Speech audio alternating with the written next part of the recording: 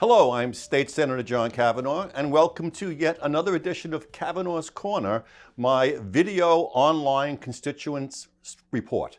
And I'm talking this week about the bills that I passed, my bills between May 1st and today, May 4th. These bills were over in the House, and the first one was SB 1174, Average Daily Membership Student Withdrawals.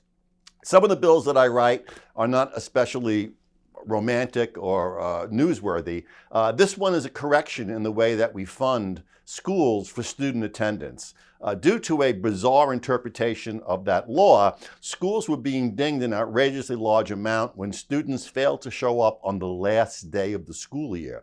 Now, a lot of students are absent on the last day of the school year because, as anybody who went to school knows, that last week is usually just, hang around, talk, have fun. Most of the tests are over and the work's been done. So a lot of parents just pull their kids and they start their vacations early. And the schools were really being dinged for this beyond just the missing one day, but they were being dinged for many more days. So this takes care of that situation.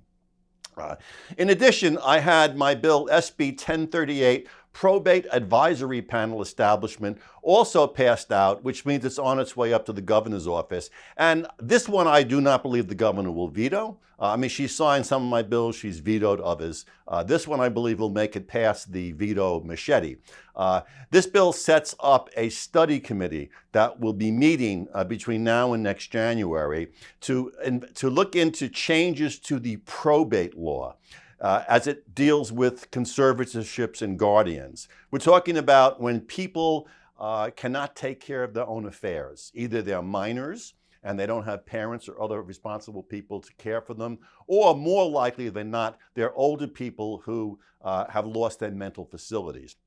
When this happens, the court will appoint somebody to act on their behalf and manage their money and contracts and everything. Now, usually this runs smoothly, but there can be abuse. The people appointed can abuse their powers. Family members may move in and try to change the situation and relationship or get money. So this panel will try to reform some of those laws to get rid of areas where there is potential for abuse and areas that lack transparency. And it's a very well-balanced board. It's got people from the courts. It has lawyers involved. It has advocates for people who are put into such receiverships. So we get a nice balanced group of people, and hopefully we'll come up with some good legislation. This is not the type of thing that we can normally do during the roughly 4 to 5 months that we're in session, because it's very hard to get the stakeholders here when we're doing all sorts of other things and get agreements from people. So this gives us a head start, so to speak.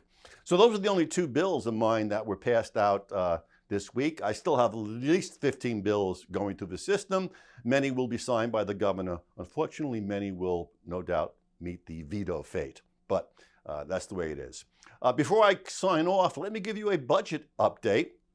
Again, this is May 4th today, and it looks like we may actually have a budget, a state budget. And if things go the way I expect them to go, we will be spending most of next week doing the budget, meeting with our members, updating them on the final budget, making sure they're okay with it. And then as Senator Probst's chair, the budget bills will go through my committee, then it'll go to the floor, voted on, and signed by the governor.